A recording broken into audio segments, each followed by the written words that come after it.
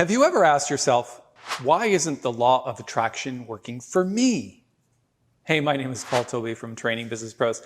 Thanks for joining me for this video where we're going to talk about the law of attraction. Now, if you feel that it's not working for you, there's probably a few reasons why. We're going to talk about those. By the time you get to the end of this video, you'll have a very clear understanding of it and how you can start making it work for you today.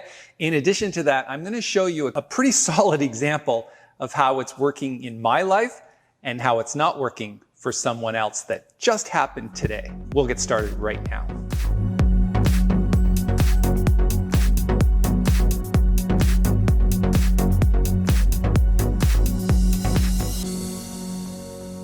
Okay, so today we're talking about why potentially the law of attraction isn't working for you.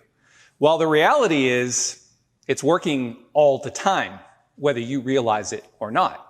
So the law of attraction works if you're in low frequency mode and you're worried and fearful and doubtful and cautious and all of those things associated with low frequency energy. And so the law of attraction is working. It's just attracting what you don't want because that's where you're putting your focus. On the other hand, if you vibrate at a higher frequency, then the law of attraction will start attracting things that are of like energy. And those things are very different than low energy things. So when you put your focus on something, and again, this is probably where this comes from. You say, well, I really wanted this new car. And you didn't get the new car. But I wanted it. Why didn't I get it? Why didn't the law of attraction work for me? I put my focus on it. And the answer is, when you put your focus on something, there's the focus that you're putting on it, and then there's at the same time an equal or more energy of the lack of it in your life. So you say, well, I want that new car, but then at the same time you're thinking, I don't have it yet. That thought that I don't have it yet and it's not working is the opposite energy, and that's likely the one that's winning out. So that's what you have to understand about the law of attraction. It always works. It just depends on where you're putting your focus and where the majority share of your focus is. I want you to try to think of it like it's wavelengths of energy. So think of it maybe like audio waves. Take a look at the diagram that I've put here. And yes, okay, I'm not the greatest artist on the planet, but let's consider that this is you. And if you're vibrating at a low, slow-moving frequency, kind of looks like this. And so what you tend to attract is low frequency things, such as, let's say, you're always concerned and fearful about money and your whole concept of poverty. As you vibrate at that frequency, that whole energy is attracted to you at the same time. On the other hand, if you shift your energy to a much higher frequency, faster moving wavelength, then you start to attract things that are of like wavelengths to that. So I always like to think of it in terms of audio, because those are audio wavelengths. And I'm a musician, so I think in those terms. Again, it's all about which frequency you're vibrating at the most. So I'm going to give you a very specific example of how this worked in my life. And as I tell this story, I need you to remember there's a lot more detail to it than I might be sharing because we have limited time. But I think it illustrates really strongly how the law of attraction works. So back in 2005, I wrote a book called Suggestology. I'm going to post a picture of it here. And that book was read by tens of thousands of people. Not hundreds of thousands. Maybe one day that will happen because, of course, a book never really dies. So it's out there for some time, long after I'm gone. But anyway, people read it. And in that book, I clearly stated that my biggest goal in life was to play Carnegie Hall. So this is a considerable risk to myself, telling the potentially hundreds of thousands of people that one day I'm going to play Carnegie Hall. Mark my words. And it's clearly stated in the book, not exactly sure which chapter it is, but maybe I can point it out in the comments below. The biggest problem with that was I had left the music industry pretty much around the same time. 2003, 2004, I was winding down my career. I no longer had a recording contract with Arcadia in New York City. And I wasn't doing as much touring. And I started a business essentially in 2004. And that business was starting to take off. And so I wrote this book about how well things were going because I had shifted my energy due to courses and things that I had learned about harnessing the law of attraction in my life. I wrote the book and pretty much forgot about it. I mean, obviously, I'm speaking at conferences all the time. I'm running training courses. I think in 2006, I ended up doing, I think it was 120 public speaking dates, which is a pretty significant time investment, but also speaking to a lot of people. And I was selling the book from the stage and people would read it and they would give me comments and things like that. And they would say, did you get to Carnegie Hall? And my answer was no, I didn't get to Carnegie Hall yet, but I will. And I just pretty much forgot about it. But the focus of most of my life was just achieving that one goal. And now I'm just like, okay, I put a ton of energy into it already. Let's just let it go. Sure enough, my wife, Nancy, who had booked me all over the world, gets a call. And the person on the phone says, we would like Paul to come and play Carnegie Hall. And she's like, okay, I'll write that down.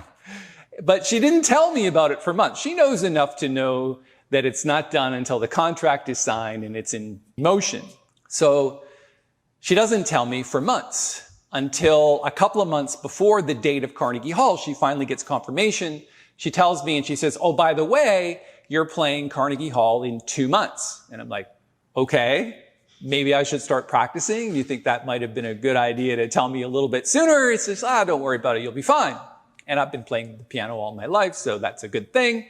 I started practicing for Carnegie Hall. So I get there. I'm playing Carnegie Hall November 2018. If you don't believe that that's law of attraction, then think of this. In the front row at Carnegie Hall was people like Les Brown, Marianne Williamson, and Bob Proctor. And these are the people from The Secret, the people that wrote the book, The Secret, and some of them were in the movie, The Secret. That's all about the law of attraction, and they're sitting in the front row of Carnegie Hall. So if that's not a law of attraction story, I don't really know what is. So the opposite of this is people who vibrate at low frequency. This very day, we posted on the internet that we're giving away some stuff from our offices. And we have this filing cabinet that looks relatively new. It hasn't been used that much, and we put it on for free. And this person says, okay, I'll be there at 10:30 to pick up the free filing cabinet. We were here at 10:30. At 10:45, we get a very, very nasty message that said, you rich people, you think you can take advantage of us poor people just because you give away stuff. You think you can waste our time. I mean, that is the very epitome at vibrating at a low frequency. I certainly didn't respond to her saying, oh, you stupid poor people, you don't knock on the door hard enough. It's like, if you want it, it's still here. Come back and get it, even though we were here. So again, I'm not just saying that the law of attraction is only for people who vibrate at high frequency. It's equal for the people who vibrate at low frequency. And frankly, there's a whole bunch more of low frequency vibrators than high frequency. And you have to decide which one you want to be. So what I'm going to do is I'm going to give you some very specific advice on things not to do. First, you must give up your attachment to whatever is keeping you in that space. For example, if it's broke, you have to give up your attachment to that and stop saying or thinking low vibrational words. Let me give you some examples. I'm broke. I can't afford it.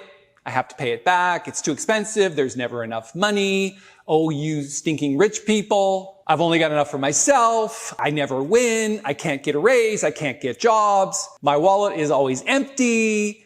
At least I have credit cards. I can only afford to this. All of those are low vibrational frequencies that you keep doing over and over again. And then at the same time, you're saying, well, why isn't the law of attraction working for you? It is. It's absolutely working. It's just not working the way you want it to. So the very first thing you have to do is you have to replace those thoughts and those words with higher vibrational ones, such as the following. I'm in the process of attracting more money into my life. I can afford it. I'm debt-free. It's good value. I'll find a way to pay for it. I can always get a raise. I can change jobs. I admire rich and successful people. Quite frankly, you can't become something that you hate, so that's a really, really good one. My wallet is always full. I don't need credit cards. I have cash. I can afford to this. Do you see the difference between those two? And that's really what the law of attraction is all about. Now, of course, you still have to take some steps towards that. You still have to take some action, like maybe start a business on the side or whatever it is you choose to do that takes your focus away from things that aren't working in your life and put them on things that do, and use your creative magnetic energy to start attracting the life that you want. If you have any questions about the law of attraction or any comments about what I've said here, good or bad, please write them in the comments below. I'd love to hear from you. Have a great day.